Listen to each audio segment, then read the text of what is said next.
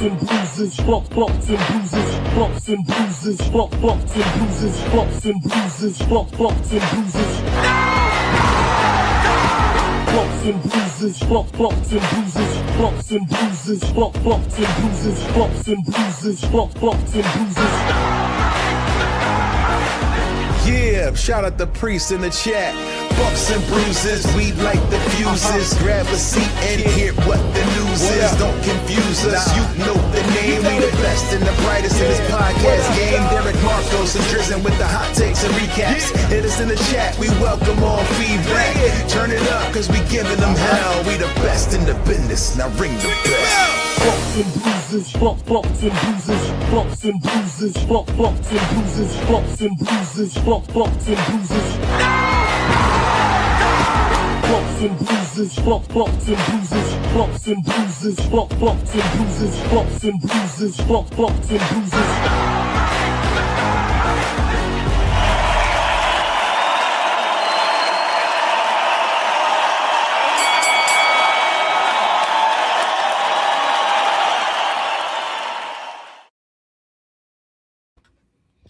Whoa, whoa, whoa, whoa. Bumps and bruises, bumps and bruises. Bumps and bruises. We're back, y'all, for part 2 of what has seemed to be the never-ending saga of WrestleMania 42 Fallout. It's weird. Derek, put yourself in your normal spot. This is throwing me off. So once again, it's the boys from Bumps and Bruises. We're back at it. We're joined, of course, by our fearless leader, Derek. The tall man with the belt. Apparently, he has blessed himself again with that nickname. And you know, the Grammy nominated, the Grammy recognized, the plaque holding, the man with the master plan, Mr. Mega Rand. Hello. So nobody wants to hear from me because I was not in Vegas. Guys, tell us about Mania weekend. Well, what can I say? But this is one that honestly, it felt like the end of an era. It really did. You know, the squad was together. We had great times. I think the real WrestleMania was the friendships we made along the way.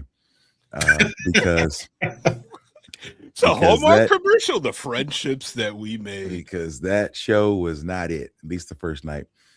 I don't want to start with negatives, but I go to a lot of shows, and like normally when you go to the show, you have this rose-colored glasses optimism, and you think it's better than anything. Any movie you see, if the movie's trash, you paid your money, you feel like that wasn't that bad. Night one was hot garbage. Okay. In pretty much any way. The best match, I mean, I probably talked about it, to me, was Seth and Gunther, which had no reason to be there. That could have been on Raw. So I don't know, man, rushing the matches through long entrances, no celebrities. We were like, no Danhausen. Like, you got his blimp flying around. Like, they literally saved everything for night 2. And so it made me sad. On top of that, I spent way too much money in Vegas. And so let me ask this question. Rand, have you ever gone to a Broadway show? No. Okay. Well, I have. So there seems to be a thing that in the Broadway show, if there is an intermission, all the hard work, all the setup, like the climbing the roller coaster, is done in the first half. And then when you come back from the intermission, is like all the fun shit. So is it fair to say that's WrestleMania right now? Like that, unless you were there? No, that's not fair. Because now imagine a Broadway play where they're like, all right, y'all, intermission. Now, when you come back, I need $2,000 for you to come back in the building. Can you imagine that? Because that's crazy. The fact that it's okay, first act, second act, I get that. First half, second half. But these are 2 separate nights that are charging 2 separate event prices for you to be there. Jushin 15 ask a question. Derek, let's highlight that question. You guys were there. Let's talk about it. What happens? What is happening during all the commercial breaks? Not even that. Don't even how much was spent. Oh, okay. All right. I was about to say we don't need to even worry about that. Yeah. Tell you what, if you are, I don't like know. if you're one of Derek's clients, yesterday's price, It's not. it's not today's price. Listen, what was happening during all the commercial breaks? We were getting commercials too. It was showing the dang Hogan documentary. So so one thing that I don't know about you guys, every pay-per-view or live event or anything that's televised that I've been to, I've always like, oh man, I can't wait to see this on TV. And guess what? I never do. I never go back and rewatch it, no matter what it is. Nah, I still haven't seen WrestleMania 40. Like outside of the highlights, I have never sat and watched the whole pay-per-view 2 nights. Do you guys feel do like this? I should, but I don't. I haven't, which is surprising to me. But I haven't watched any pay-per-view that I've went to. Yeah, because I was there. You know, right? So I don't even know. Like, you know what I mean? And first of all, I have, like, you guys know me. I use 10% of my brain power. I have the recollection of a gopher. And I mean that as in I don't have any recollection. So I couldn't tell you watching a pay-per-view that I just watched, that I just sat in, if this was a commercial break. This one you could tell. Okay. Because legit, like when people at home that were watching had commercial breaks, we also had commercial breaks. Like, okay. And it's not like weird. It's not like a Raw show, like, you know, when because the action keeps going. The action keeps. So it was just like, did they even have a T-shirt guy, or they just had the screen showing the Hogan doc? That's the thing, man. Yeah, if it was a sporting event, they would have some cheerleaders popping up, you know, giving us some splits and flips, T-shirts, a mascot or two. Like, that's what to me would have been a perfect time for Danhausen. Like, between all these things, you got so many acts, man. But you hit it on the money, though. That's your fault. You said the big thing out loud right there. Danhausen, yeah, night one, they felt like y'all weren't amping up for Danhausen, dog. Is that what happened? That's what it was. We got the blimp, but we didn't get the man. I feel like more people came for night one, though. I have no clue. Night one, like, no, I'm just like being there. You know how you can see. You know what I'm saying? I'm a hater that was not there, so I'm hating from my side of the club. I couldn't even get in. He definitely wanted to know all the updates. What's going on? Talk to me. Where you at? Hey, where y'all at? Y'all together? Right. I was waiting for one of y'all to go tell me to kick rocks. Like, all right, seriously. So Saturday was 50,816. Sunday was 55,256. I don't even think that's correct. I think so they now numbers. Running 2 nights allows them to total those numbers, and now they're saying 106,000 have attended. But so then you total those numbers, and then you cut that number in half, and that's the real amount. Because, like, if I attended both nights, how do I count as two attendees? So here's the thing: I realized. Am I? You got a night 1 butt and a night 2 butt. Yeah, it's like so. And apparently, WWE's not the only not the only company to do this, but they count people in attendance. Notice they never say how many tickets are sold. So attendance, this counts staff, people backstage, the vendors, security guards, policemen, the guy that dropped off the. Is that how it goes? Yes, the guy that dropped off the hot dog buns in the afternoon. There's somebody doing one of these. Like, you know, or an electronic, whatever the gate shows. Yeah, no, that's true. They count the people that are in the building, the 18 luchadors in Dom's entrance, all that. Listen, I'm looking at the tights. I'm like, who are these people? All of them are what is it? Wrestling. They're all indies. They're masked lucha, whatever that it's one of those the guys. It's like some of them people were as dark as me, man. Darker than me. Well, yeah, I don't know exactly who they all were, but one of them was Gino Rivera, who's indie that he's a very frequent, extra. He was in the New Day battle. He was wearing like a sailor suit in that. Okay. He's from like New Mexico, so he does a lot of the Southwest extra work. So, yeah. since can we peek behind the curtain a little bit, Rand, since you seem to know? Mhm. Do these guys, is this for the love? Do they fly themselves out? Is it like $100. what? You Really? lying? Like $100. doesn't matter how far you come from? Do they at least get $100. catering? Do they get catering? What catering did I get that at 40? Then We you said had you got lunch. We had Lunchables. and They wasn't even Lunchables. Uncrustables. Wait, No, wait, it's hold like on. You got Uncrustables. 100, but Uncrustables. is it a Uncrustables. check like 6 to 8 weeks later, or somebody just goes, "Here you go"? I hope it's a crisp $100 bill, like somebody hands it to you. Nah, you Like going. an That's old going. uncle.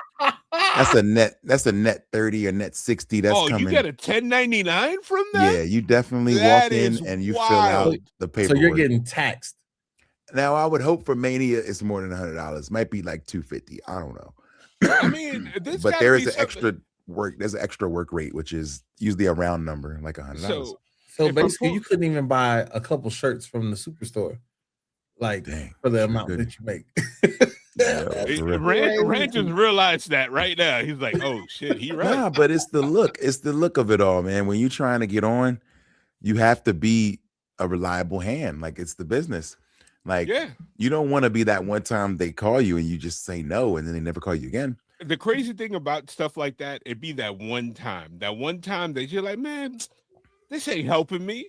And then all of a sudden, like you hear like, "Oh man, so and so got signed. It was his first night there because somebody Yeah. broke his leg and he said, I'll do the spot. I'll do Yeah. it for y'all for free." What was that story about the indie dude who played the security, but he one hopped over the barricades all smooth and then wound up wrestling after that. I don't know if he Really? got signed, but like people were looking at how athletic he was because he like one armed hopped the gate real smooth. I ain't gonna lie, I haven't been able to one hop anything since I was like in middle school. Mhm. I'm afraid. Nice. Like once my teeth came in permanent, I'm afraid to lose them. Yo, same. Hey, ask Wemby. Wemby's a full blown machine, an athlete, and he couldn't save himself from concussing himself. Man, that blow was crazy. And it's like somebody. It was like, I hate our society, but I do love social media for stupid shit like this because he fell and concussed himself, and the first thing on the ESPN replay was nobody taught that boy how to fall his entire life, and I was just like, he's not wrong because the first thing you do, like he just went head first, like spow. like he was trying to sell what's it called, the 1D, like Logan Paul. That's basically what he did. Yo, face first. Yeah, he took that like Ricochet would have done it. Just went wow. But yeah, anyway, hope that dude's all right. Yeah, I mean, he's gonna be he's like 18. He's like spandex, man. Not spandex. He's like rubber. Those cats bounce back. Like if he was a veteran, you'd be like, oof. Yeah. Like if he was like somebody like Book or somebody like Tatum, then like, yeah, wouldn't go so well. But yeah, I think that these like the extra guys, they look forward to this type of weekend where you can talk to people, you can make future connections. You know what I'm saying? Like it's worth it. I would take $100 to appear at WrestleMania. So to network, I'm a person that as we know, I love to talk and I get excited. So if you're doing this and you just see somebody that has some little bit of power, there's a slippery slope of you talking their ear off to the point they're like, who is this kid? Like, you don't ever invite him again. Don't ever invite him again. I mean, I think I've told the story, but when I did the rap battle, I was sitting with the extras, but I came in with Woods. So I'm next to like 6 or 7 indie wrestlers and me. And they come in the room, they're like, yo, here's your tax form, your W-2, fill this out. And also a waiver or whatever. And then and they were like, just stay in this room. If catering is clear, we'll send y'all in the catering to eat. But if it's not, stay here. Don't bother any talent. Don't ask for no photos. Blah, blah, blah. Bye. Boom. And they close the door. And like 2 seconds later, Woods cracks the door open like, yo, come here. And then he calls me out the room. But the rest of them looking at me like, the hell? Who this guy? But that's how it goes. Where extras are like sequestered kind of on the side. They don't want them like leaking stuff. They don't want, things to get weird. So you're out the way. and you can only use catering when it ain't a bunch of people there, things like that. So Mania is probably a little different, but maybe not, because at 40, we had a separate trailer, like a separate tent for catering. So I wasn't with the talent in any way except when I see them walking by. So so yeah, they keep you away, so you can't really make too much of a fool of yourself. Yeah. But I think it's more or less just being a hand and like having a great story to tell. We've seen that MJF was one of security for Samoa Joe. Remember that? Yep. And then like First then of we can all, fast forward and tell the story. You know what I'm saying? whoever is, because it's like, do you think the internet did that, or is there a producer somewhere that their job is to like find footage, or it's kind of like MJF told them, like, yeah, I'm pretty sure I was at this pay-per-view, and then somebody went and scanned it, like, oh, there he is, like, you know what I mean? Like, He was probably that said part it of the? he probably said it in a podcast, and then somebody looked it up and found it. But yeah, Okay. like people always say that. Like when you see a bunch of extras, you're like, that guy's gonna be a future world champion, you know, like because you just never know. Like they're just doing whatever they need to do to stay a part of the business. So That's still crazy though. That you said they locked you in a room. Yeah. I mean, I get it. I get no it. windows. They just like we need you, and then you get out. But other than that, you Is sit it there. tense in there? Is it intense, or everybody's like, I don't I want was to give only this in guy there for like a information. minute, but Okay, well, I excuse me, think they because He understand. was saved. I got saved, but I think they understand it, like because they probably done it before. Like they're veterans. I mean, Hammerstone was in that room. Navajo Warrior. I don't know if you know these guys, but like they've done motion capture for 2K. They've done stuff. Chris Bay was in there. Like guys who have gone on to do great things. So I think they were used to it. I would think. that's so. Let's talk about. Everybody knows about the card, and we'll get into a couple matches. But tell us the in-house experience. Like I keep like my wife kept sending me this reel of this girl with the $150 tomahawk. And I was like, it's a tomahawk. Like, like what do you like? No, you don't go order a tomahawk unless you're spending a couple $100s. It's not like a piece Right. of it's not like the big turkey leg at an amusement park. Like, it's a I tomahawk. I saw that on socials, but I didn't see it in any of the stands I went to. I didn't see it. Was So it that might have been was like it an upstairs thing. Had to be. was it cap that people were like the prices were like 80 times higher than normal? I felt like that's Vegas, right? Like That's Vegas, man. Yeah. I had maybe 2 drinks. It was like $20 a pop. that's And baseball prices. that's normal. The food, Bananas got me the pizza, so I don't actually remember how much that was. But I mean, that was probably like $15. So I ain't gonna hold Like, you. I bought night one. I bought 3 pizzas and a Well, lemonade. are they personal pizzas? Those got in the movie theater. They're like $19. No, they were like a square. Yeah. that Yeah. big. You know what I'm saying? But that's With the a movie theater a pizza. gang of mini pepperonis on them, like way too many pepperonis, and I like pepperonis pizza. Was it a name brand or was it like just a stadium? Probably just a pizza? stadium joint, but I know I spent like probably like $60 on my 3 pizzas because I was so hungry that I was tired and I was dozing off sitting next to them in the stadium. I was like, okay, I gotta get something to eat. I gotta go. Wait, wouldn't food make you doze off more though? Like I feel like I'm me as a big guy. When my stomach is full, Rand has seen me. I've been at places and he'd be like, hey man, like, oh hey, what's up? I'm good. I don't know how it worked. I don't know if it's just because I was in Vegas and we was ripping and running. You know what I'm saying? Like chicken our heads. I mean, it was a very busy day. Like I said, I went through these photos, and we was 5 or 6 places, man. Listen, like I landed at 1. I dropped my stuff off, went straight to WWE World, straight to these lines, straight to photos, straight somewhere else. Like we did 4 locations the first like 2 hours. Like it was a lot. So I don't go to a lot of the PLEs like you do, like you guys do, as much as you do. Excuse me. I do go a lot like you guys, but the WWE world, like, do they always charge when they go in? Because I feel like the last few times we've been to, but me and you, Derek, have gone to non-Mania PLE WWE worlds. So Mania wise is just like Philly. How in Philly was the first WWE world. And we had to pay to get in. Yeah, so it was convention like that. So it wasn't just shilling. Like, did they have like the table, the head of the table type stuff like that? So I feel like Philly and last year were way better than this year as far as attractions and stuff. Like Philly, like you just said, we got the head of the table. We got a lot of like the Rocks, like outfits. We got the $5,000 Versace shirt.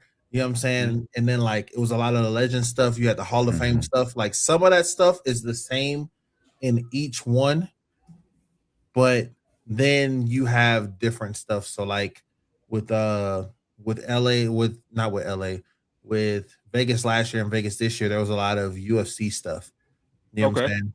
There was still like the 2K game area. And then they had the Hall of Fame area. With this year, they had like a whole like Hogan maze thing to go through that I don't know if Rand went through. I didn't go through. So did you guys were there a lot more lines this year? Or was it because people were like, oh, there was less people in Vegas? Was it quicker? Because I feel like the thing about those conventions or those, that the world event is that everybody pays the same price, but then you're stuck in a line. It's like worse than Disney World because at least Disney World is huge. Whereas these events, it's like everybody wants to go to the same attraction at the same time. So to me, like outside of the two manias in Vegas, it was more compact and busier last year than it was this year. This year was busy, but like last year was insane. Like how long it was taking to get through stuff, and then just how long it took to get into the building. Like because they were, I missed the whole meet and greet trying to get into the building, and I was there earlier. Because I know you took a bunch of pictures for the meet and greets and stuff like that. You guys were doing those lines quick because Derek said earlier, I was texting trying to get the club because that FOMO hits different when you're on the East Coast and all your boys are in Vegas. Like, was it easy to jump from line to line, or because you guys were kind of deep, you had people like squatting in other lines to get y'all started, or what? No, I feel like what we did, we got to see the stuff we needed to see, but there's a few things that there always are like the hits events, like that they're probably going to keep bringing back, like the entrance, do your own entrance thing. That's been a thing. Like Fanatics do that, Fanatics Fest, and then all the WWE worlds are going to do that because that line just never stops. Everybody wants to do an entrance. Jesus, that was constant. ESPN had a fun one where you jumped off the top rope and they would take a pic and put you on a card. That line was capped immediately, and you just from the time I was there, I couldn't. How was that even possible from an insurance standpoint? Like, you know what I mean? You sign a waiver.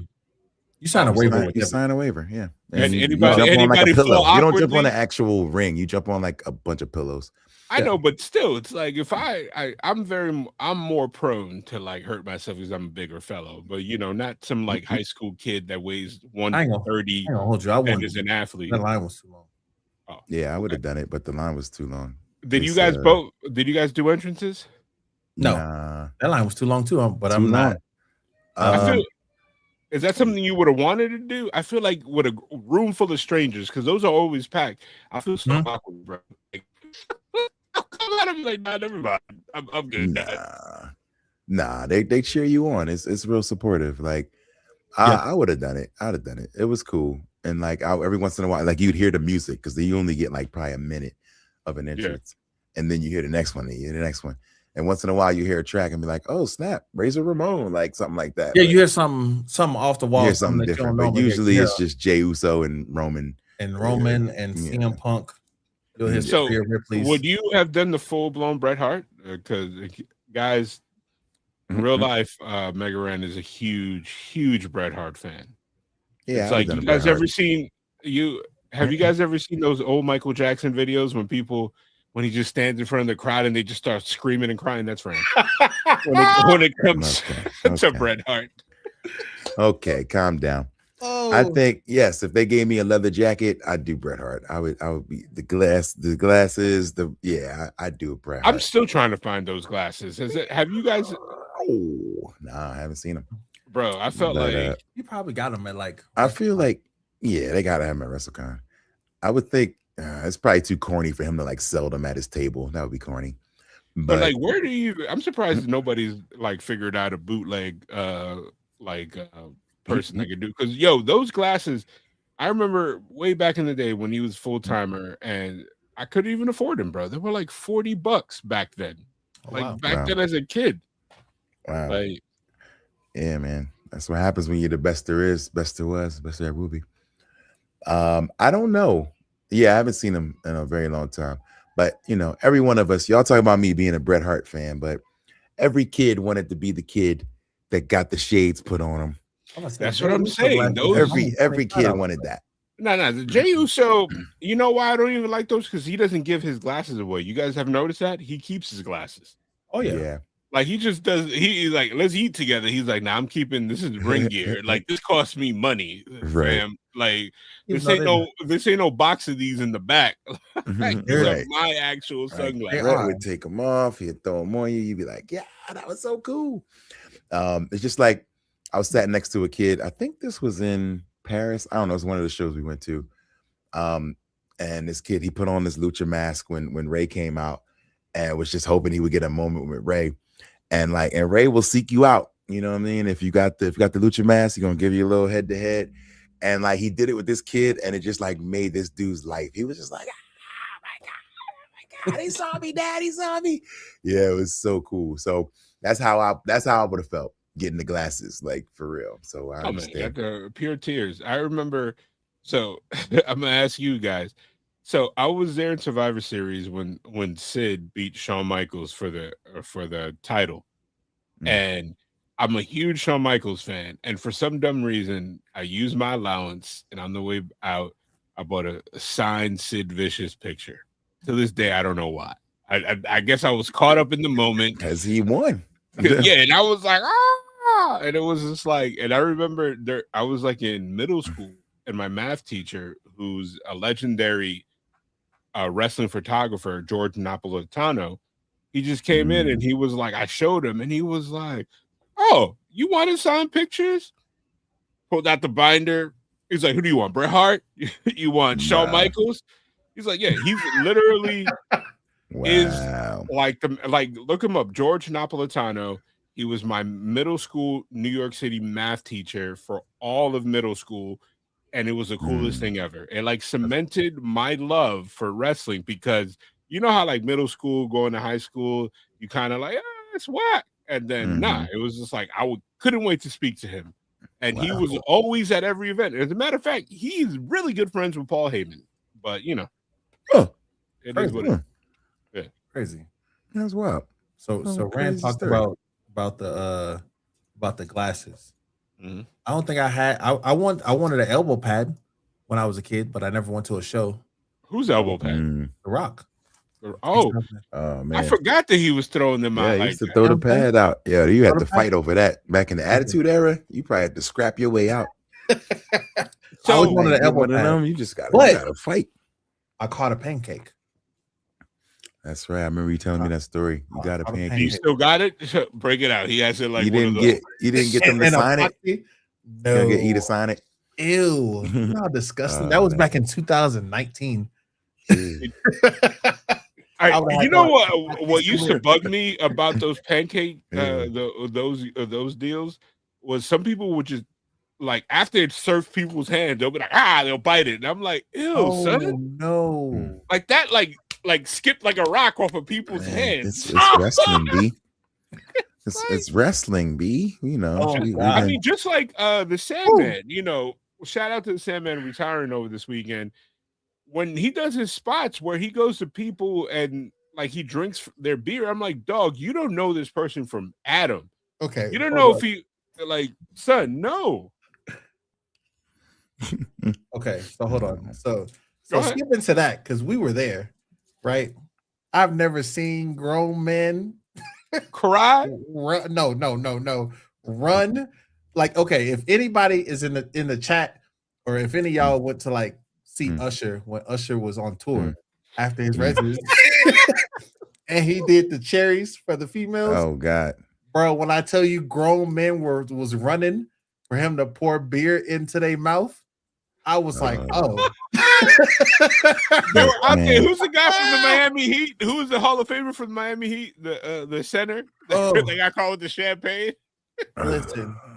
Yeah. Hey man, this is different. This is ECW. But This you gotta understand, like I was at the tail end of ECW. Like people, I'm 44. People that are like in their 50s.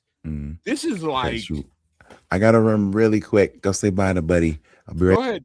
Well, you'll be right. Okay. So for people that are in that age group that are like 5 years older than me and probably like what 10 years older than you or something like that, they that's their guy.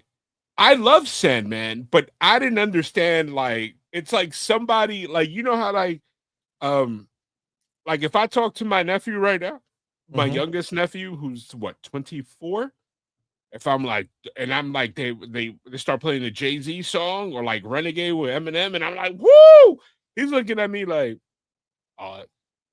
dope old school rapper, I like that. Like, you know. And I'm like, what? Like, this is the greatest of all time. What you mean old school? He's like, nah. Like you just had to be there. Like, I get that. Like to me, I love Tommy Dreamer, who he like represented in wrestling culture. But I wasn't like, oh man, this guy can work. Like, you know what I mean? He wasn't like, I was a Rob Van Dam guy. Like, you know what I mean? But like, there's other people like Shane Douglas, all these other guys like the Pitbulls and all these people that people were like, these are the greatest ever. And I'm like, that's cool. Like that guy looks like he could be my mechanic. Like, you know what I mean? Like, not your mechanic. Oh Lord. Like I know it sounds messed up, but it's like I'm a WWE kid. Therefore, I was a WCW kid. Like, you know what I mean? Like those guys look like crazy athletes. You know, like I acknowledge the fact that Hulk Hogan was a balding man, well documented, like from youth to like he never had hair. Like I don't even know if that was steroids or that was male pattern baldness. If you had to think, what do you think that was? I mean, maybe his genes were just bad. You know, some people genes they just be holy. Because in the 80s, every guy that was 30 years old looked like him. Like you ever seen that meme that dude be having the George Jefferson and be like, that dude was 27 years old. And we ain't know because he had that hairline. I don't know, man. Products, maybe it's steroids. I don't know. I mean, do steroids make you bald? I mean, they blame steroids for a lot of things. So why not put that on the list? So what was your favorite moment of WrestleMania of the entire weekend that you were there? What is the one thing that you were like, oh, that was really cool? Like out of the show? Wherever, like the entire weekend. You were there for what seemed to be forever, like for 5 days? Yeah, I guess it felt like 5 days. Favorite things from the weekend. I got to meet Shawn Michaels. That was really cool. You know what I'm saying? Did they rush you along, or did you say like, hey man, what's like I love your work? Like, you know, was it kind of one of those deals? Did he acknowledge you? You know, because like a lot of people be like, man, I didn't feel the warm and fuzzies. It's like, dog, there's 1,000 people trying to meet this man within the condensed time. I was acknowledged by the majority of people who whatchamacallit? I can't answer that right now. Who like either I'd had some type of interaction with, because everybody kept calling me Oba. So I don't see it. Did Sean call you? Hey man, come on, man. You know what it is. It's like there's a certain demographic. I mean, true. See a tall black man with dreads, and they just think of the first person that's a tall black man with dreads. It's the same reason why people call me like Jacob Fatu, even though Jacob Fatu is lighter, taller, and has actual locks. He does have actual locks. But no, he didn't call me Oba, but like Solo did, Jacob did, Oba. Like he actually smiled in my picture. And any picture I didn't see on the internet so far from WrestleMania. So you got a picture with Jacob, right? Yeah. We slid in there, got a pic, you know. That's what's up. Yeah. It was for me, meeting Jacob this year was better than meeting Jacob last year. Okay. Yeah, because last year he was In a bad mood. not in a bad mood. He was the Jacob Fatu on TV, not probably the Jacob Fatu who's like real life. Oh, so he was playing the character. Just with certain people. Okay. Because people that were ahead of me, he was all that other stuff. I'm like, we took a picture. I'm just like, what was this? For those, but I'm like, all right, that's cool. I mean, Jacob is honestly one of the kindest, nicest people I've ever met. But you know, this is prior to the WWE. Yeah, I know the man is busy. I know he, like, you know what? If I see him on the street one day and if you don't remember me, hey, it is what it is. But he's a cool dude, very cool dude. But yeah, Solo, he's funny. Solo's a funny guy. Yeah, like as soon as I walked into Solo, because I did MFT. As soon as I walked into their line, that was the first thing Solo said, and I just laughed. That was cool. That was a cool interaction though. Like, because the other guys, they're really cool. People are annoying. Yeah, Tama was cool. I know when we saw them in 40, before they were signed, I know Tangaloa was like what seemed to be in a bad mood. That was funny. So now that you had a couple days from part 1 of decompressing, right? Mm-hmm. How did you? Is there a match or an experience that you revisited in your mind that you're like, oh man, like at first I was like, oh, that was trash, but now that I think about it or process the match, is there something that's changed in your mind? For me, no. Like the matches that I didn't like, I still don't like. Okay. Because they didn't make sense. Now, what I will say, you know, initially, before getting there, I was like, Gunther, you know, this match is stupid because there was no build up. This was just random. But they are, I will say, definitely, they are two people you can definitely put together at random, and they'll have a good match because they did have a good match. Yeah, because they're good. They're good workers. Yeah. No, for sure. I don't like my dislike for Gunther's character. Like aside, I know Gunther's a good worker. You know what I'm saying? Like Gunther could get a 5-star match out of Jelly Roll, a guy that's never really wrestled.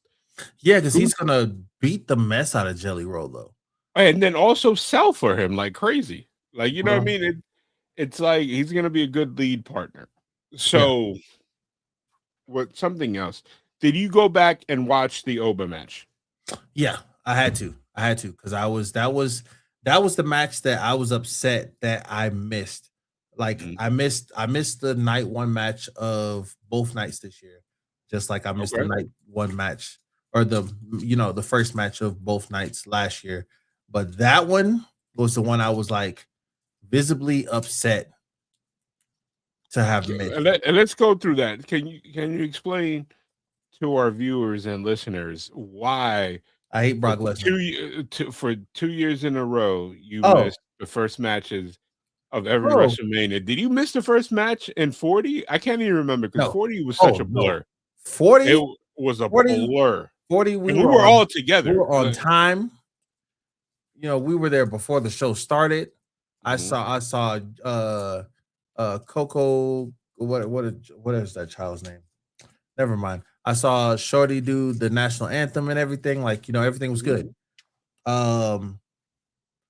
Vegas is so packed to get there is a hassle. So it was actual logistics and not it was both. And not the Derekism. So last year was just getting there, like going through traffic, because I left with more than enough time.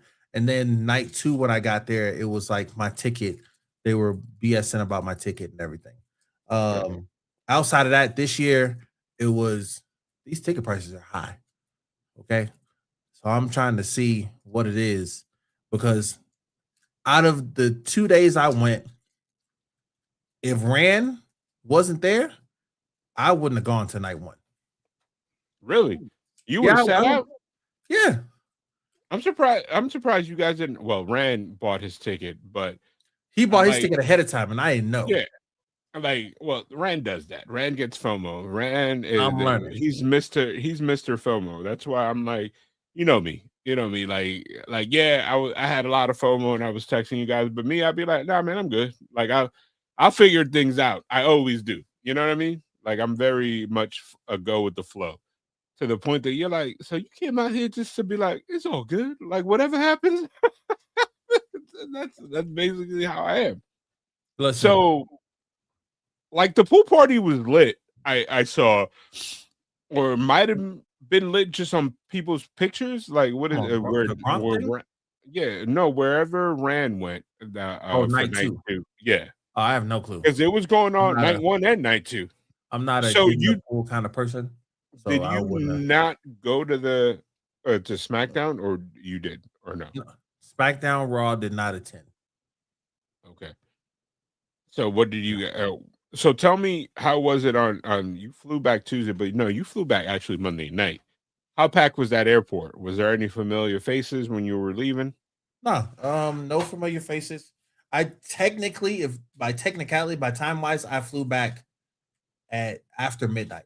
Okay. So it was Tuesday morning, but yeah, no, it was just a regular flight.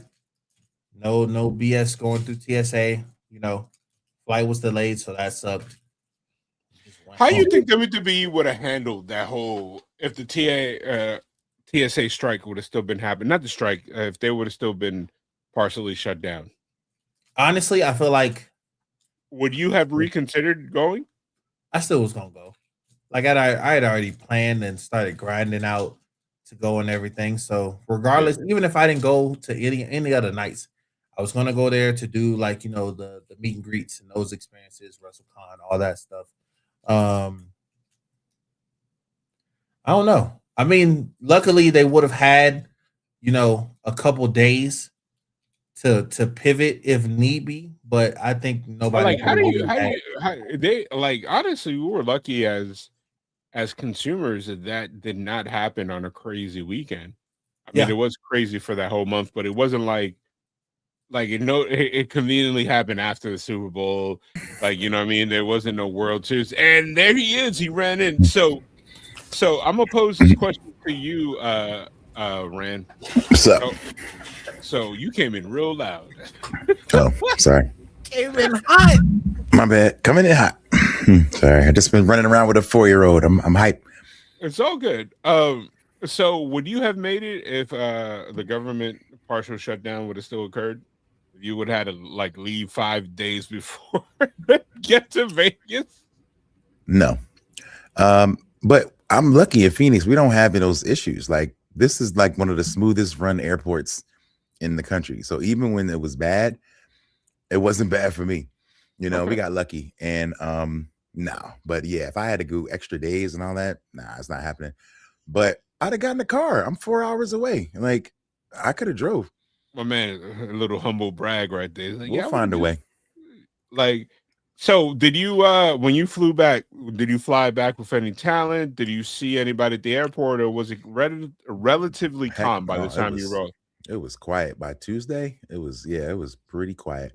And like I was on the other side. I'm on Frontier. There wasn't ain't no big dogs flying. I am. But it's like, I still feel like it's an airport. Everybody goes, oh no, different gates. You're right. So describe to us the pool experience. So Derek revealed that if you didn't have a ticket on night 1, he was not planning on going night 1. He would have kicked it somewhere. So explain to me the outside of Mania watch. Like, was it chill or was it just an Instagram fest? Did anybody actually get in the pool? Yeah. People sat in the pool. I actually found out Teak got in the pool and fell asleep in the pool. Wait, what? It's like it's hot, bro. Like it's daytime in the desert. It's hot. I hope he didn't dunk his locks in that. It actually makes water. Sense. It actually makes sense to sit in the pool while you're watching. It's pretty relaxing. But I didn't have swim trunks. The thing is, we kept getting tired of breaking the whole crew up. My whole thing was like, if we have a plan, let's just do the plan, or don't be like, I'm gonna see you later. Because it's not gonna work out. You're gonna miss out on something. You saw Derek was like, y'all left me out. It never works out. If you try to catch me later, you might regret it. That's just kind of the way it goes sometimes. And so I was like, man, let's just go. So Neo, shout out to Neo, is out there, but he's like, I want to go back to my Airbnb. I want to change, blah, blah, blah. I was like, how far is it? It's about 30 minutes. You're going to miss the whole first half of the pre-show. If you go 30 minutes, then come back 30 minutes. Come on, just come with me, man. And he's like, and I was like, well, yeah, I wish I had swim trunks too. So we went into the little Circa pool store. Swim trunks was $80. Yeah, bro, but if you were driving out, there has to be a Walmart or a Target in Vegas. Okay? Yeah, but again, when you on the strip just moving, you're not really thinking about it. So at that point, we were like trying to get from the Horseshoe. Was it the Horseshoe? Yeah. That was WrestleCon was ending. WrestleCon was free on Sunday, which might have been the best look of the whole weekend. Yeah. Like with them having a free day, I thought that was a real cool idea.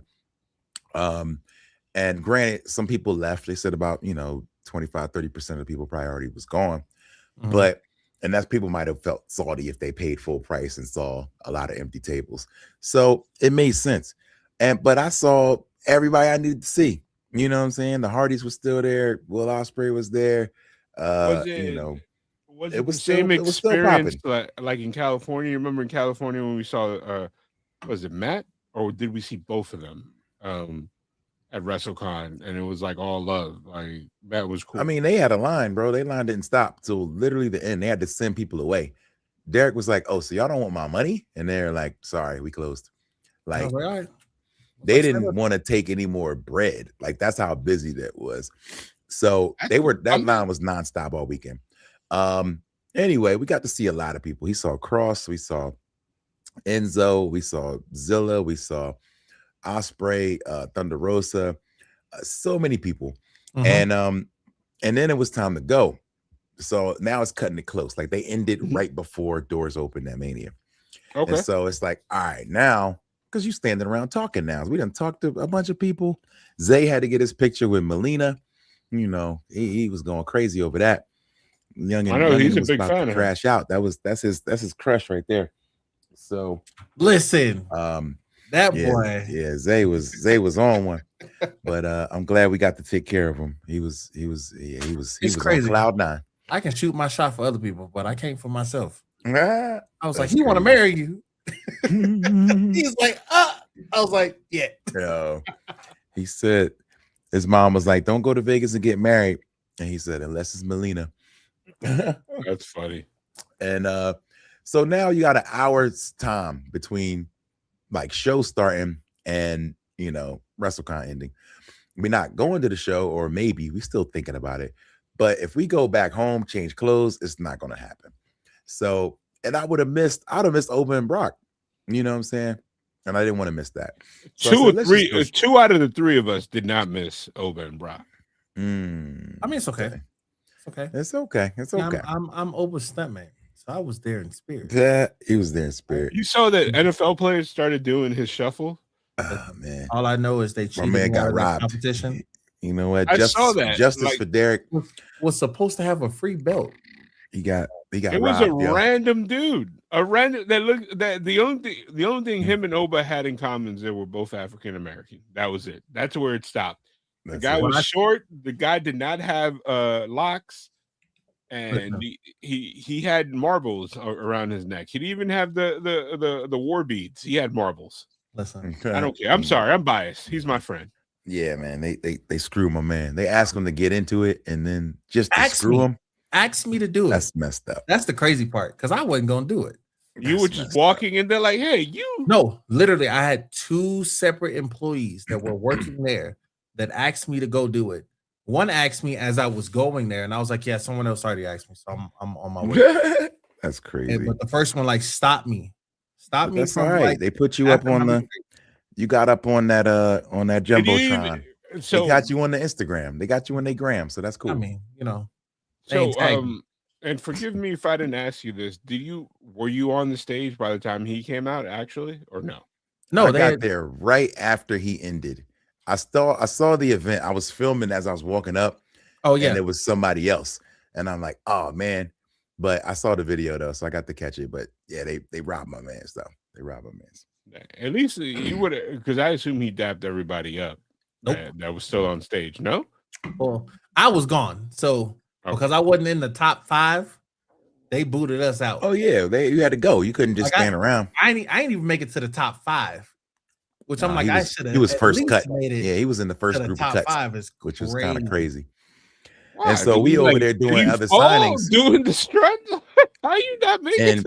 It's kind of like, I mean, you familiar because it's probably the same. You've been to Fanatics Fest, Marco. Yeah. So it's like when you see everybody with their phones up, like something's going down.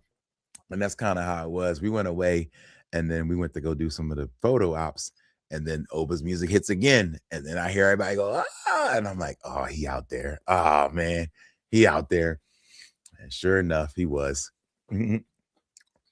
That boy's thrusted into the spotlight. The internet's even found his girlfriend before she came out and posted him.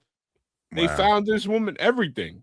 But that's how they do, man. Once you in the limelight, they no more secrets. Do you think he knew? Nah, he rolled up with her at the Hall of Fame. I know, but do you think he knew, leading up to the weekend, was like, hey man, we doing this? And he's like, oh man, I've been in NXT. I know how a crowd is. I know, I people already love me. And then when he realized, oh, wait a minute, now I become the next thing's to slice bread. It's a different fandom. You can never really prepare for that. I would say maybe they try to prepare them, but you can't until you see it.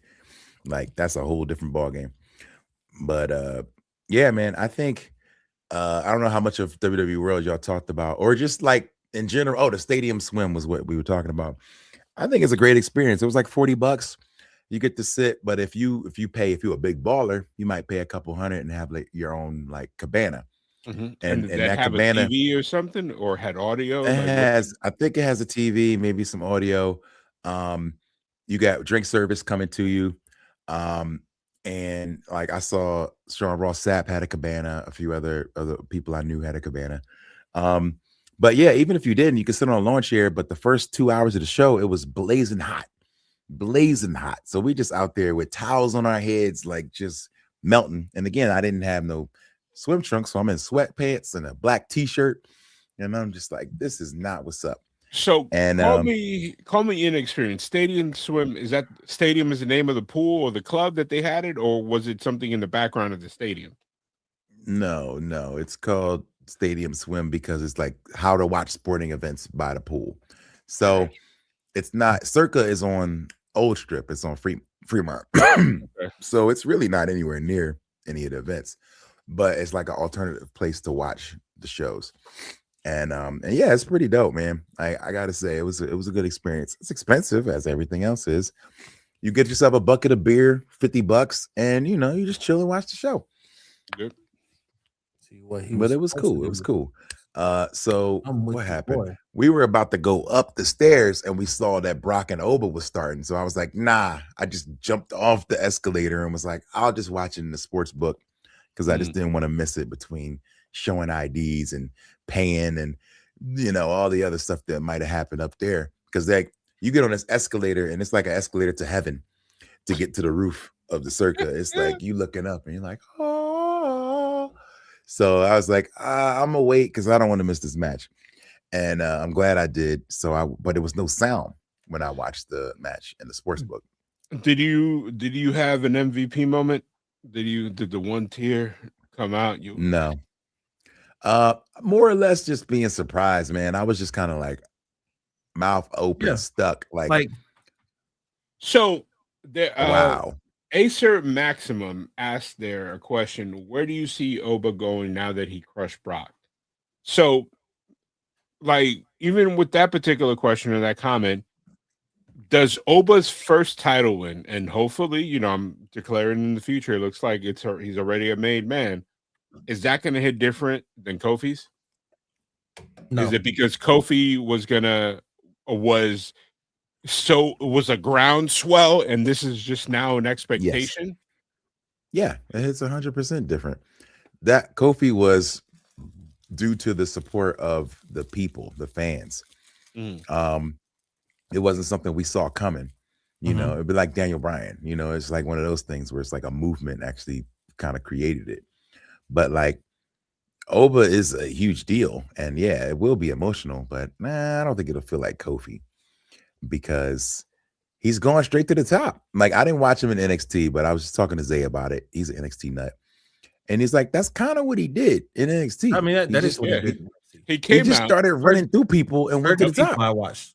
Certain people I definitely watched it. Like Javon Evans is like 0-9 versus him. He's never beat this man. Like wow. And I think so. Trick Yeah, it was like him, straight to the top kind of move. I think Trick beat him off of like some weird stuff, like interference or something. I don't know. But yeah, I think though, if the plan is to replace Brock with him and he becomes a attraction event wrestler, I think that's fine because we do need that in the sport. And like if you rush him too fast, that becomes, that could backfire too. So, maybe he don't show up next pay-per-view, and then the next one he's out here like, I want a challenge.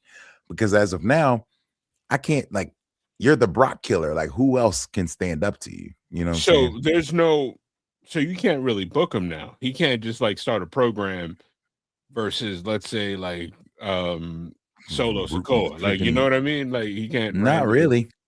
Like it won't be believable. You know what I mean? This dude, he didn't kick out of the F5. He got up. There was no pin. This man got up. He didn't stay down long enough to get pinned. He just got up on one knee. Because he got up and sat there for a second, sold it for like half a second, and then chokeslam. Was back in it. Like that's crazy. Like that's nuts. So if there is a power level hierarchy in this world of wrestling, the F5 has been pretty much one of the more dominant moves. You know what I'm saying? I don't know a lot of people that have taken multiple ones. Maybe Roman when they were feuding. Probably took a couple. Cena took a couple. I guess Cody when they feuded, I'm not sure. Probably kicked out of it.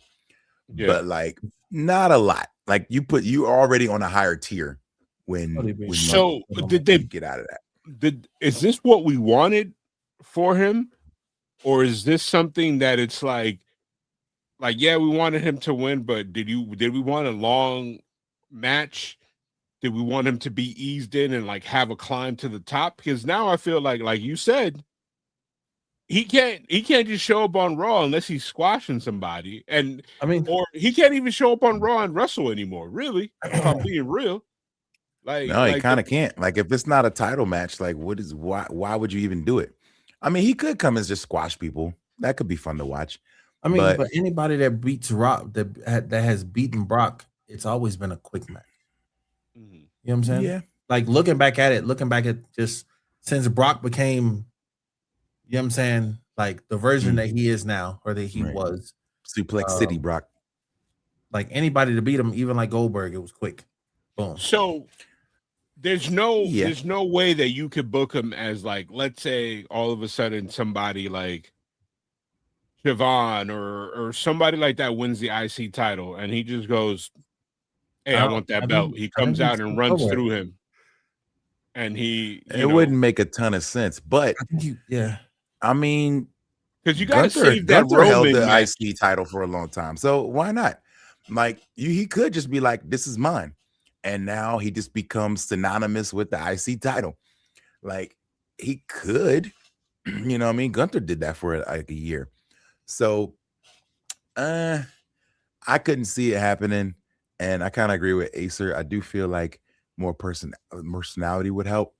You give me a little bit of a story, like why he wants to be the best, like what his motivation is, you know what I'm saying? Other than just being a dominant dude, which kind of works though. It worked for Goldberg. I ain't had no story on Goldberg, and he just wrecked people and left. And that was it. It appears that they slightly deviated his presentation.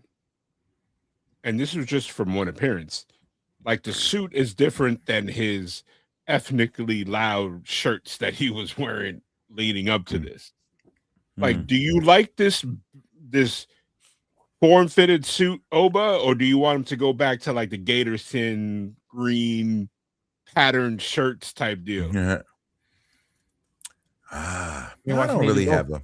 I don't know. I don't have a preference necessarily. But I feel like I want to see him. I want to see him wrestle more. So I would actually like to see him have a squash every Raw.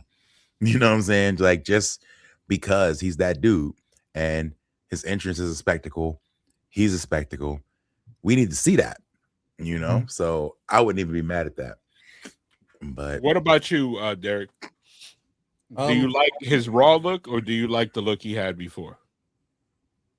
I mean, I'm cool with both of them. I mean, why can't he, come out how he was before, but still, you know what I'm saying, pop up in a suit every once in a while? Like, he ain't gotta like switch up and be Cody and be in a three-piece suit every week, coming out to the ring saying, "What do you want to talk about?"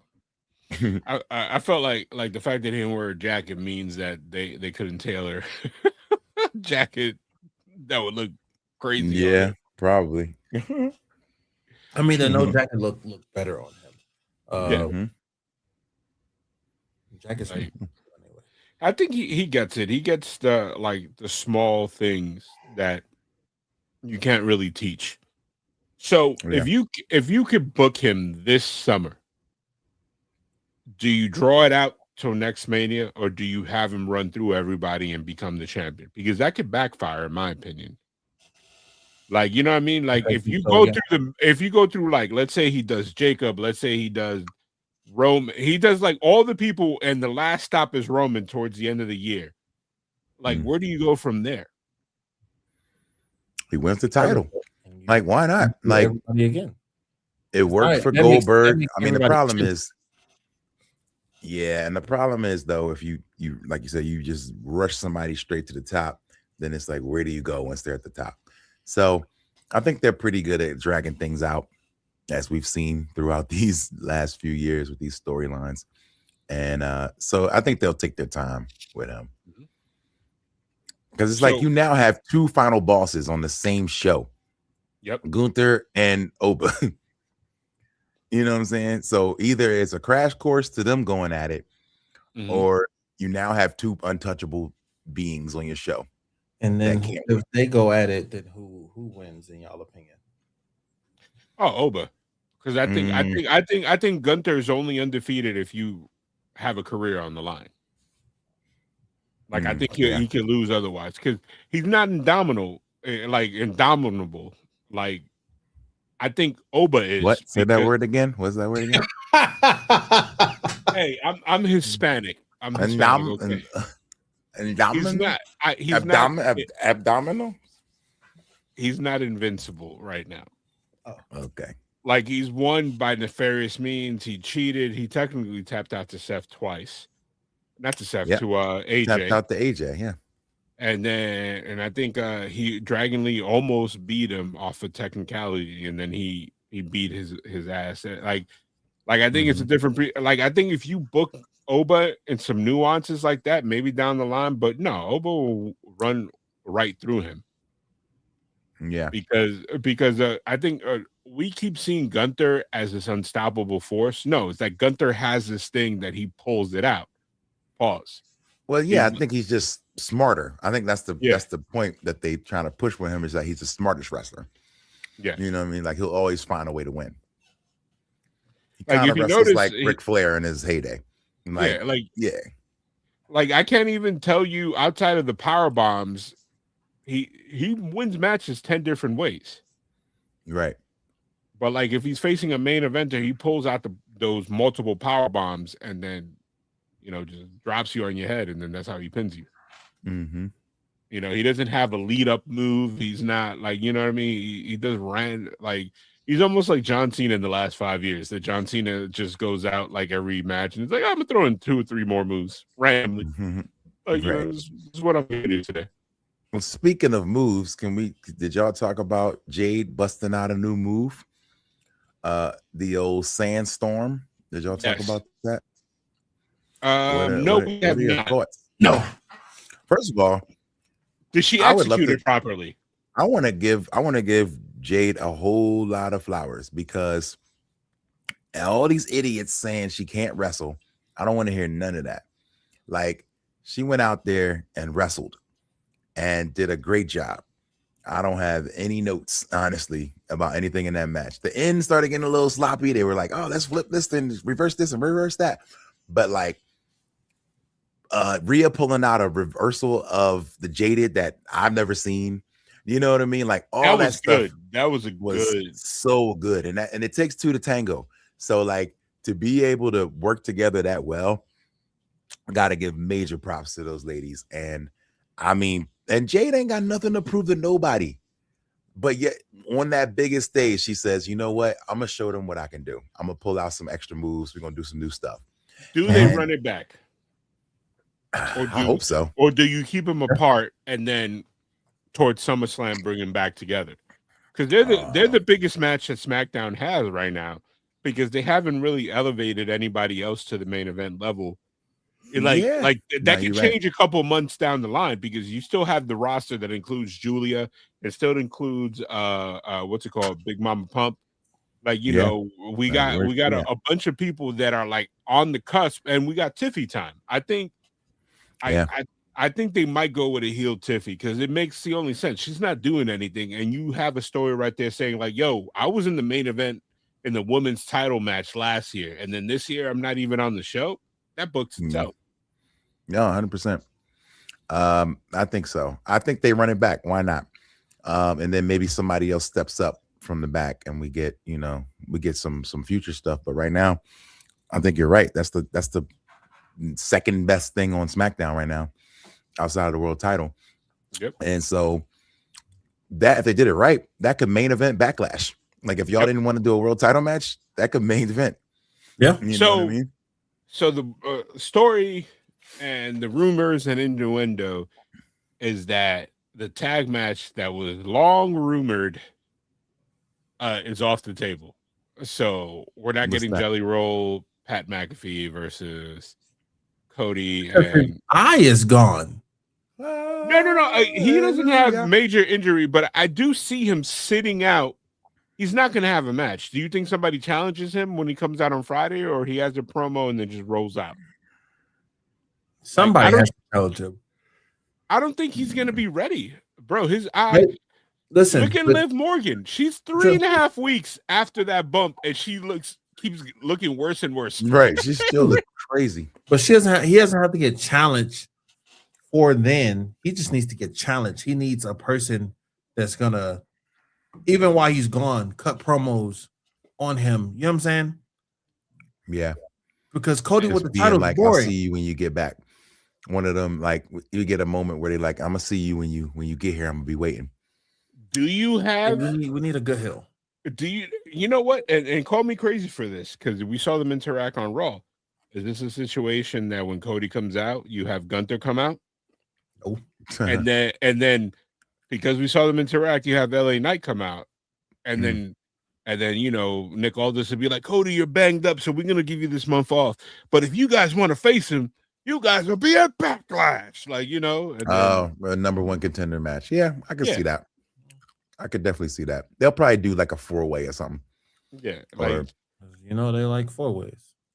Yeah, whenever it's a number one contender, if Triple H is allowed to book this one, give him 4-way, all wearing black masks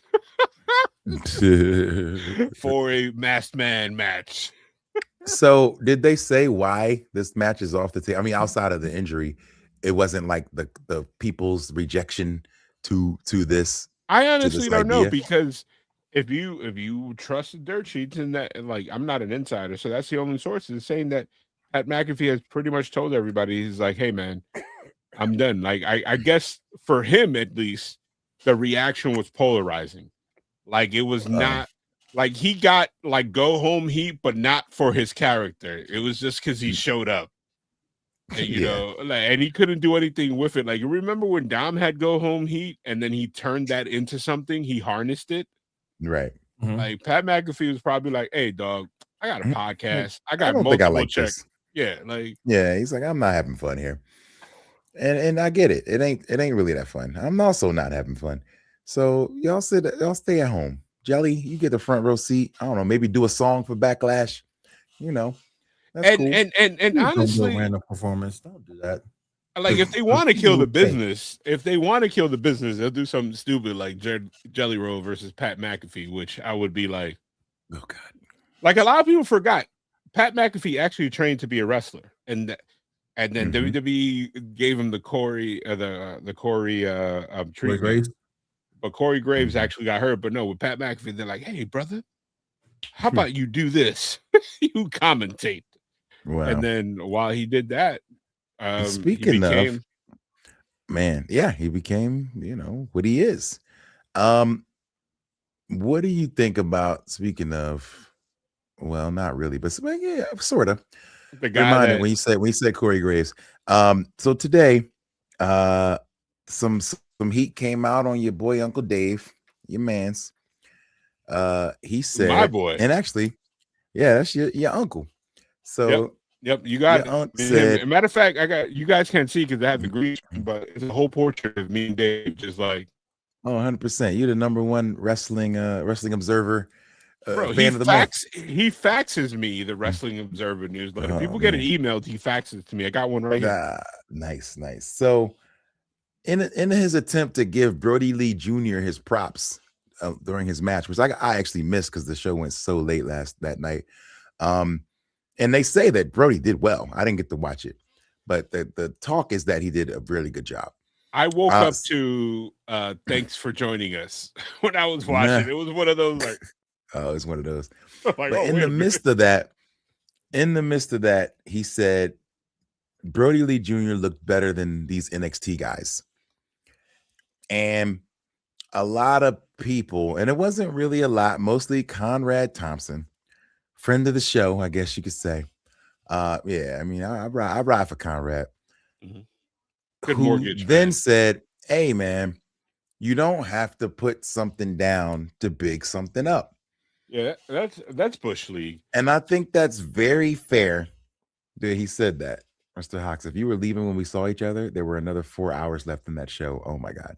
I did see Mr. Hawks at that show, and I did leave after that. And wow, there was another 4 hours. I was drinking for free at the Nerd. So, oh my goodness. Speaking of, when y'all talked about expensive drinks, the Horseshoe had the most expensive drinks of the whole weekend. Wait, I don't know what happened. The Horseshoe for GCW, once you walked inside, beers were $23, like just stupid prices.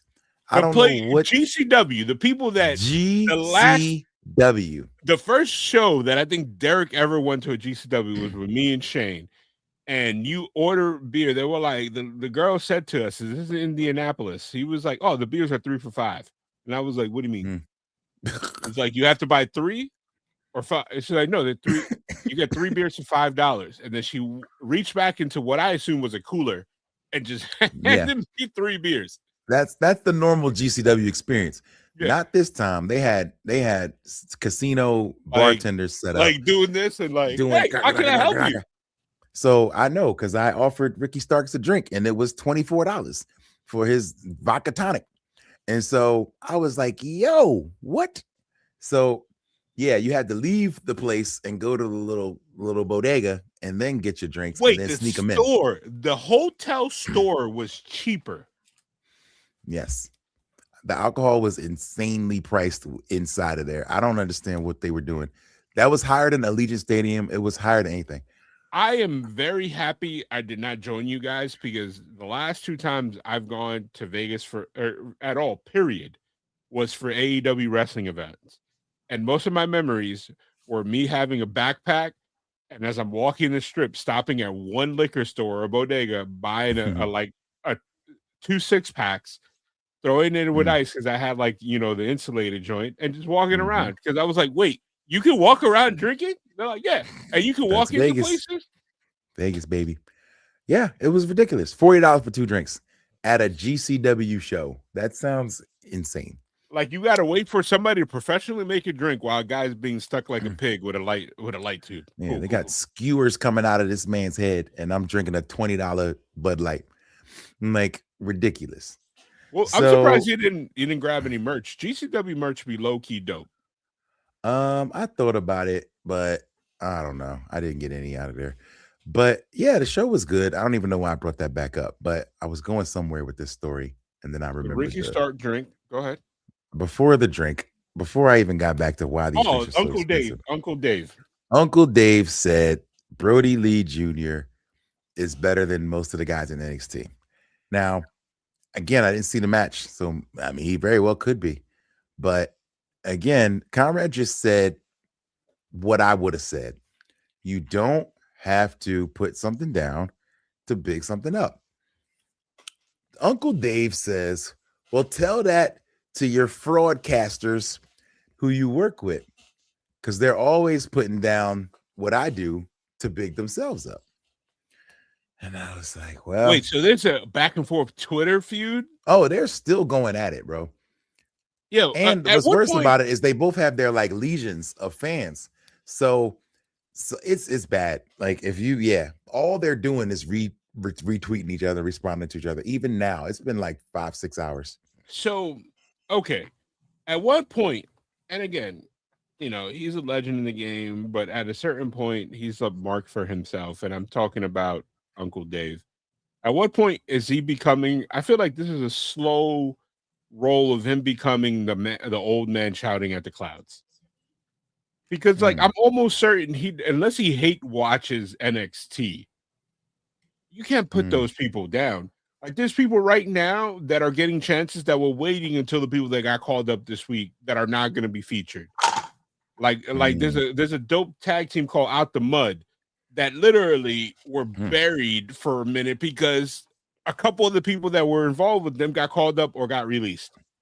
And now, now they're back.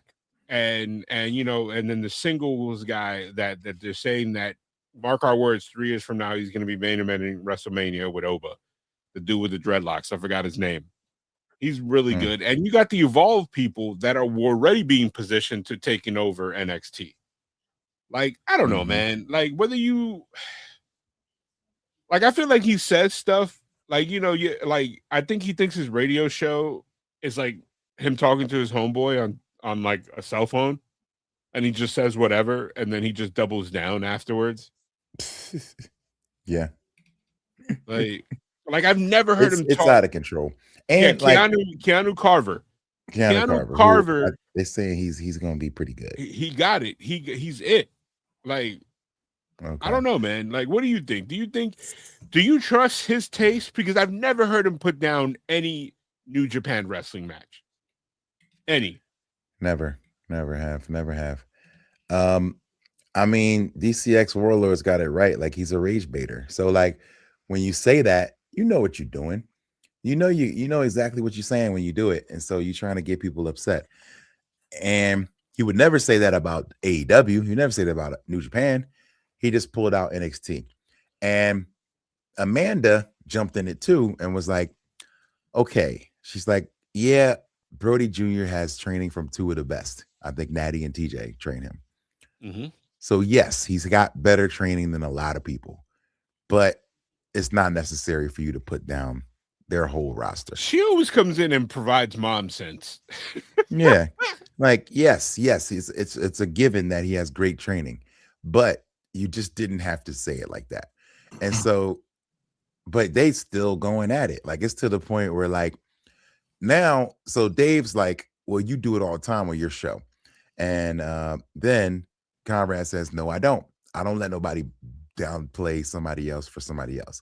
I've never heard him say anything negative about people. Not him personally. He's saying, yo, your people you pod with, whether it's Bischoff or, Brother Love, Pritchard, or JBL. He's like, I'm sure you've let them diss me in the past, is what he's saying. And somebody found the receipts. Apparently, Eric Bischoff says that Logan Paul is better than 98% of the wrestlers on any other roster, New Japan, NXT, or anywhere.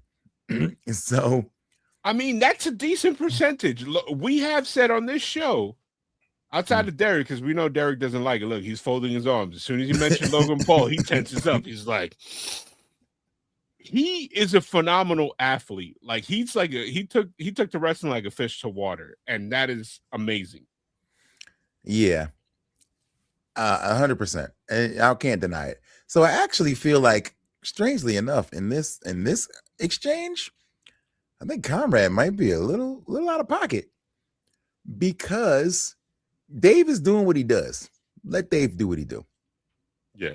You know what I mean? You don't jump into this. I feel like you got to be above it. You got to let him say it and then say it. But DCX Warlord says Brody Lee's better than Logan. Relax, Warlord. Relax. I don't know about that one. I don't know about that one.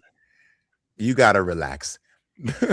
But Like you can hate Logan Paul, but when this man gets in the squared circle, he's really, really, really good. You know, but hey, it is what it is. Like, you know what I mean? People used to say Miz has a punchable face, but people love him now. Give Logan Paul 5 more years when he's making Albuquerque, New Mexico, when he's making that town. Yeah. When he's in Utah or some B town. Yeah, like, you know, when he'll make Baltimore, but when he's in Salisbury, Maryland. Yeah, come see me when you in Biloxi, Mississippi. Like, yeah, when he does that, what are you gonna say about him then? When he's wrestling in front of 3,000 people and doing the hey yo, like, you know, like, it is what it is. But I don't know, man. I try to stay away from stuff like this. But yeah, Derek, why don't you tell us how much you love Logan Paul, since we're on the subject?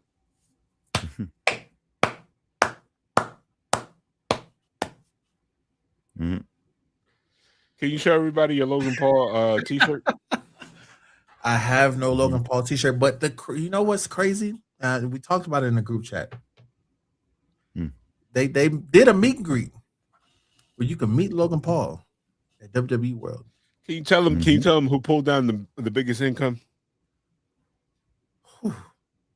As far as active wrestlers, out of all the active wrestlers on the WWE roster who had let's pay tribute to a racist wrestler that's no longer with us. Oh God, let's not. Now I'm listening. I'm listening. Who had a paid meet and greet? Whether it's the words are hurting him. Go ahead. Listen, it's hurting him. It's like hot venom. How much was it? To make him throw up. It was like $300 and some, almost more. Right under John Cena. It costs more. It costs less to meet Stephanie McMahon. Can you tell them what happened when you refreshed that page? Sold out. Sold out to me. And I heard he was actually cool. I heard he was. I don't know. I mean, he probably is. I heard he was cool. People, I wouldn't know. I mean, if you paid hundreds of dollars to see him, I'd be cool too. That's a lot of money, bro. But you got to think about him and his brother. To see me, for 2 seconds. I'm gonna be mad cool. You got to think about him and his brother got Mr. Beast level of popularity, and then they disappeared. They didn't. This was prior to the meet and greets and all this stuff. So you talking about people from that age group that are pretty much his age group, that are younger than all three of us, that have been waiting for an opportunity to meet this man. Yeah. Ryan, you were there. You were there when he got mobbed, when he just went to give his girlfriend or wife a kiss in Paris. Like people were like almost grabbing at him. And he's full-blown heel. Full-blown heel, cursing at people. I didn't see it coming. I didn't see it until when I was backstage, man. All them kids that were playing Roman out were at that TV. They ain't know nothing about wrestling. They were at the TV, like nose to nose, trying to watch everything Logan Paul did. And I was like, this is why he's here. Like, the kids love him. Same thing. He's there, but he executes. But Speed, same thing. Speed got on that top rope. He lit his little emote. And the whole crowd was like, oh, or whatever they did. I don't know what they were saying. What is his I'm emote? out the loop. I'm old. What was it? He did an emote? I said an emote. Whatever his thing is, he did I just want to know. Like, I don't know what his thing is. Like what's the thing he do? He say Sue or Sue? I don't know. But he got up there. It was not Suwu. It was not Suwu. He did not say Suwu. Okay. It's the soccer thing. Yeah. Yeah, he got real stiff and he did this thing. and the whole crowd was like, oh, and then Bro, he jumped. He did the Swede. That's it. The soccer Swede, thing. yeah. At Fanatics Yeah. Fest, Okay. at Ronaldo. Fanatics He Fest, does Cristiano Ronaldo's thing. So so that just the whole crowd was with it, and he went off the top rope. So like people, yeah.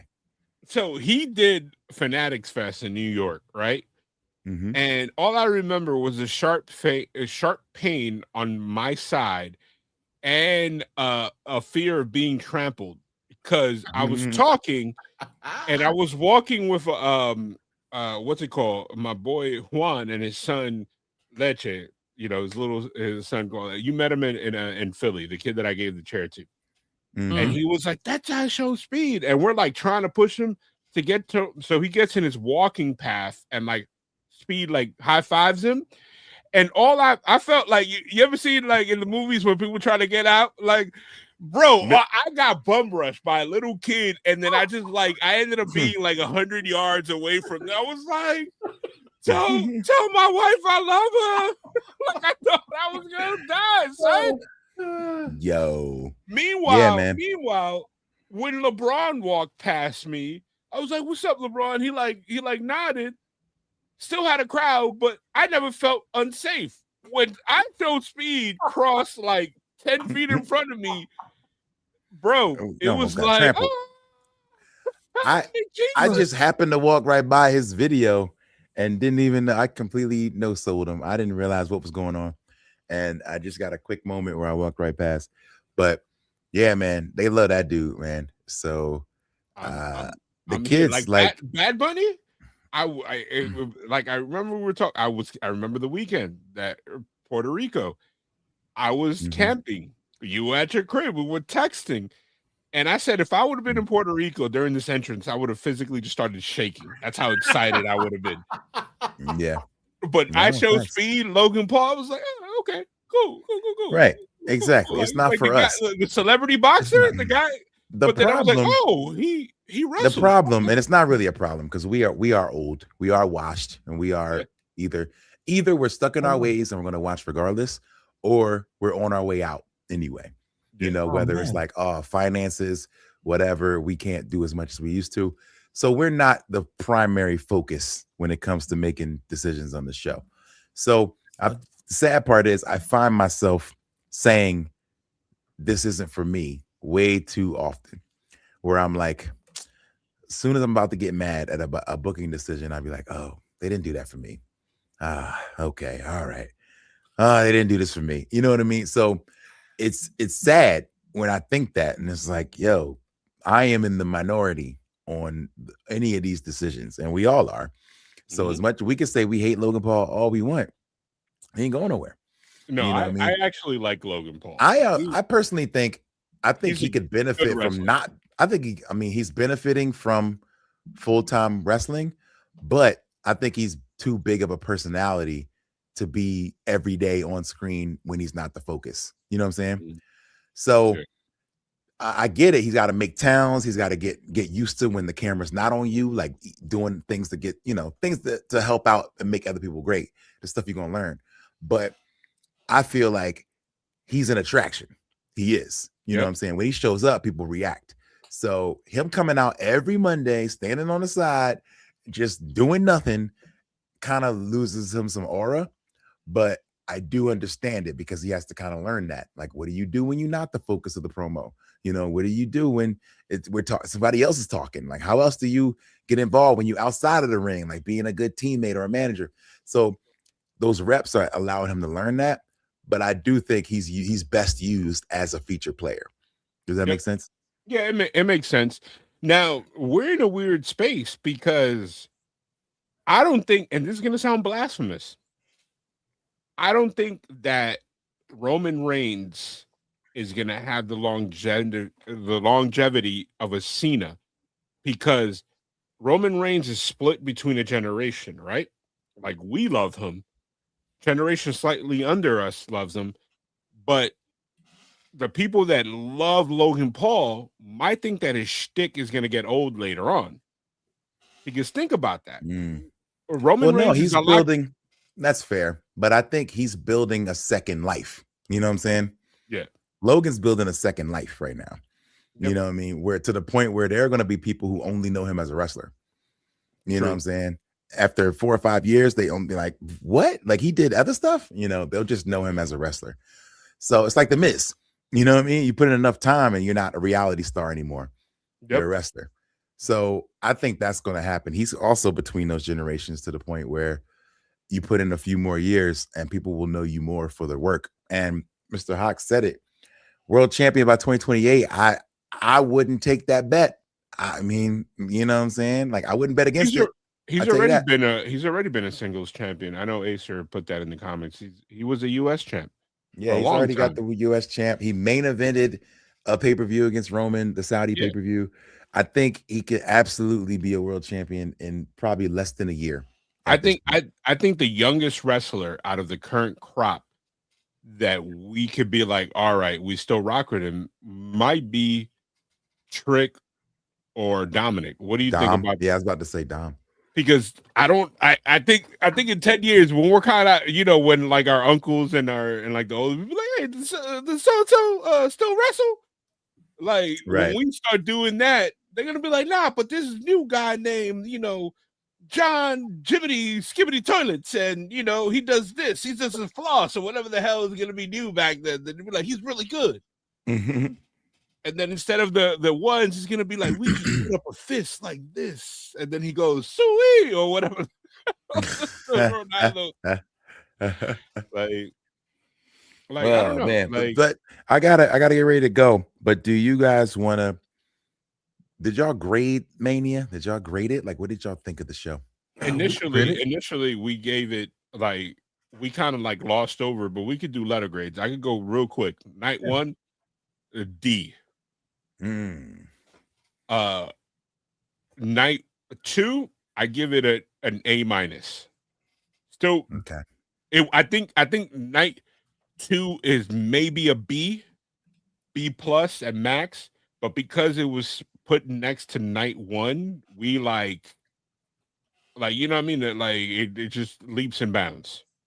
I still think that night two suffered from the same issues that night one was not enough wrestling. And the whole reason I think Punk and Reigns made it happen and made it classic is because they were given over a half an hour. And there was no gimmicks at the end. The show ended on him celebrating a wrestling thing. I think if people would have not even recognized it as a banger, if let's say all of a sudden you would have heard "If You Smell," and then it would have came out, it would have been like that would have been the only thing people would remember. We wouldn't be talking about it. No, you're right. I'm just looking at all the times of all the matches. Night one, Usos 7 minutes, Jacob and Drew 14, the Fatal 4-Way Women's 8 minutes, Becky and AJ 8 minutes, Gunther Seth 17, Liv and Steph 7, Cody and Randy 22. First night, Oba Brock 4.5, 6-pack challenge 15. Trick and Sammy. That was a good match. That was a good match, good timing too on that. Trick and Sammy was a little short for sure. 7 minutes, and 2 or 3 of that, you know, Lil Yachty was involved. Demon and Dom 10 minutes. That should not have gone longer than that. Rhea and Jade, I would have given them 20. Or is that too much? Nah, that might be too much for them. I think 15 maybe would have been good. But then to go from those short matches to 33 for the main event is crazy. But they gave them a lot of time. That's where I said it was like lopsided. But it's very I think if you give each match like a couple minutes, but then you got to think about the first 2 minutes was not like a traditional. They were spamming with commercials between those 2 matches. Like, you know what I mean? If that was the first hour of the actual pay-per-view where you were behind the paywall, those matches would have easily gotten like 18 minutes apiece or something like that. You know what I mean? Like, But yeah, I agree with Glendian 825. Yeah, Mania overall was a C, maybe a C plus. Hey, Big Ray from Big Willie, what up? Is the night 2 a high grade if night 1 didn't exist? That's actually a good question. When you compare it to garbage, it makes it so much better. I think it's a B.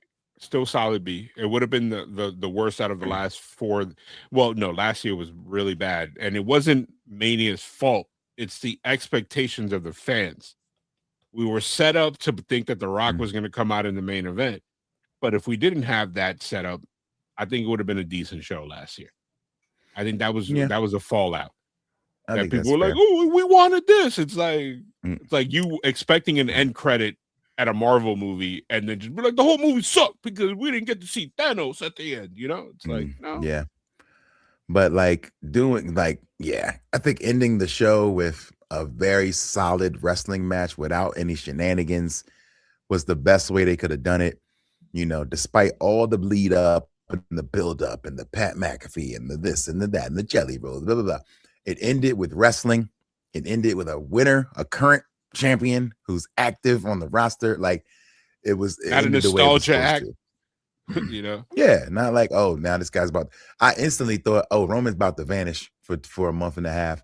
And then he comes back talking about, I'll see you next week. We'll talk about Backlash. I was like, wait, what? So you think that was him calling an audible, or that was a surprise? Like, you think I was gonna go away? Like, you know, maybe he was already planning to stay. I mean, they had Punk like rub that in during the buildup. You part-timer, blah blah blah. So it's like you got to be planning to stay if you're gonna take it. What like, about all right, y'all? See you later.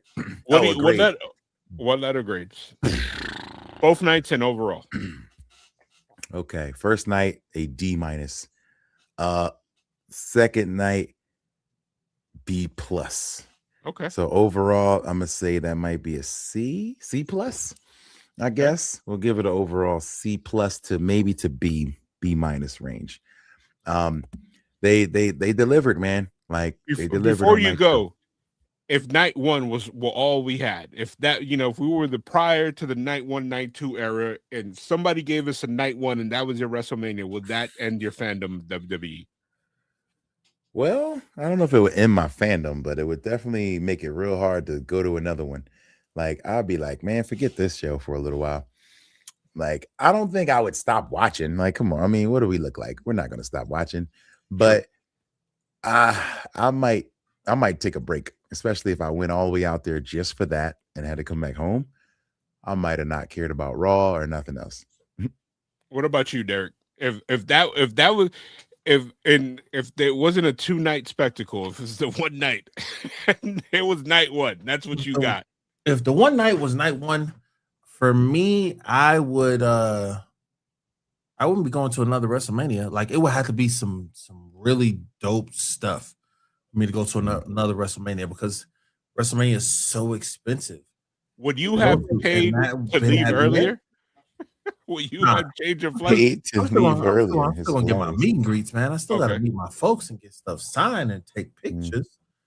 You know, but I probably wouldn't have been back to another WrestleMania for a very long time. And I would. Willie, you got a good question. Yes, I would love it if they went back. Like thinking about SummerSlam and being like, y'all don't have enough.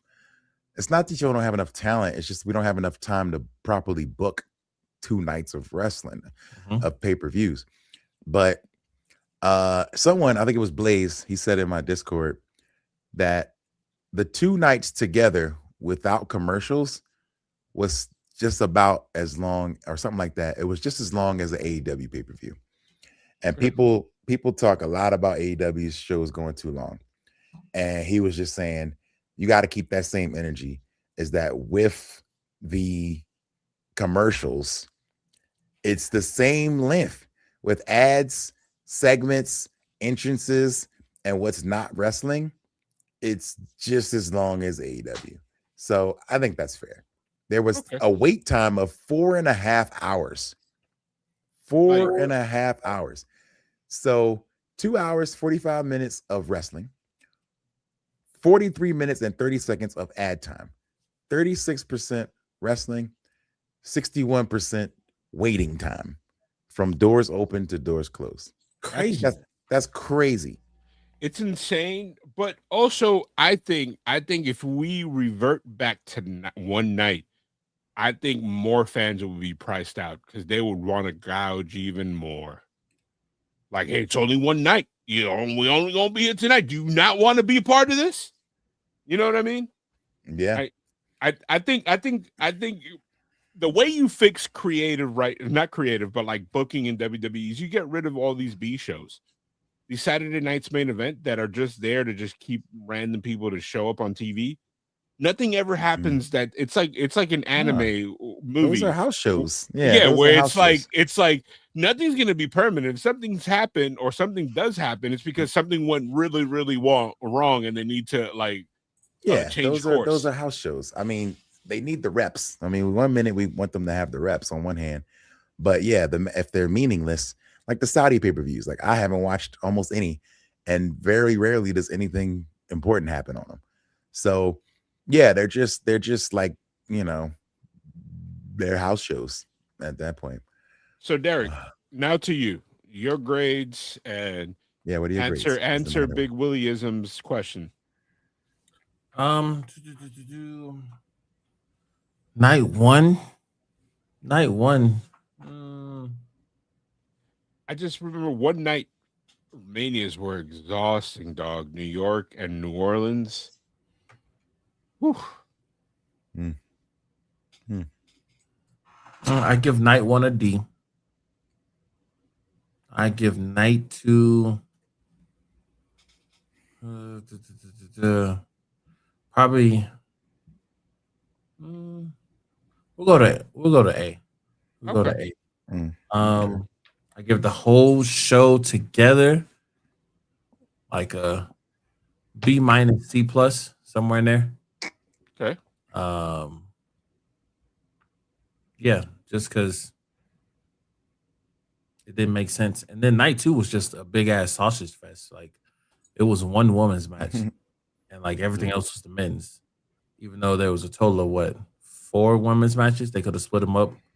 Yeah, I felt like it was equal amount of matches. That's the bias. So, like, you know what I mean? Like that was crazy. Yeah, they made it top heavy themselves, where it's like I shouldn't be able to tell which night y'all are more excited about. You know what I'm saying? That's what's crazy about it. I shouldn't be able to tell. And this one was so lopsided that it was clearly like, nah, y'all, it's all about night 2. But if I'm honest with you, 40, the main event of 40 felt like it's like we have all these big names and you gonna give us a tag match at the end? That was night 1. And so when night 1 led to 2, it had the star power though. Yeah. You know what I mean? It was the result would affect the next night. So that kind of worked because you still got the same stars. It's not like, you're not going to see CM Punk unless you get night 2's ticket. You could see him on both shows. You know what I'm saying? So that wasn't too bad. All right. So guys, last question before we head out. If next time WWE has Mania in the States, are you there? Probably. Yeah. Okay. Yeah, I would say probably 2 years from now. A lot of time to save. If the card's looking like how it's looking, you know what I'm saying? One of them nights I ain't going to. Whichever night sucks, I'm not going to. Like Is there what kind of booking would the WWE have to give you for you to be like, guys, we should look up these flights to Saudi Arabia? Kofi or Xavier Woods winning a major title, or Big E returning into the ring. So no Rock Roman for the belt. No Oba Cody. No. Rock and Roman might do it for me. That's a strong one. Because that one I was waiting for 2 years. Or that might do it for me. Like Trick and Dom for the US or something. Like, you know what I mean? Like matches, because I think this is where they're going. They're testing the waters for these matches. But, I feel like it would have to be what I said or the Rock one. I think that's where we're gonna get the Rock. I think the Rock is gonna give us a retirement match. What if you get Rock and Stone Cold or something? Rock and Roman versus Stone Cold and Cody. Boom. I don't want to see that. I'm not into tag matches because it's like it's going to be a smash. It's going to be a smash. But they're not good enough. They're not strong enough to give you a singles. So it's like, that's what I'm saying. The Rock still is strong enough to give us a single. Stone Cold is different. Now, if they give us Stone Cold versus Gunther in a street fight and Stone Cold beats his ass, I would pay to see that money, to see like a Kevin Owens deal. But like always, that's a story for another day. Thank you guys for part 2 of our WrestleMania 42 coverage. We're going to be talking about what happened this week on Monday Night Raw and on SmackDown next time. Thank you for joining us on the Bumps and Bruises podcast. Ren, tell them where you're going to be this weekend, because you're going to be a man traveling everywhere. Actually be in New York, but I think the event's sold out. But I don't know. Stay close to my socials. I'll be telling you about it. But otherwise, big tour coming up in the summer. MegaRain.com/shows for tickets. All right. Thank you guys. As always, podcast by wrestling fans for wrestling fans. Peace, y'all.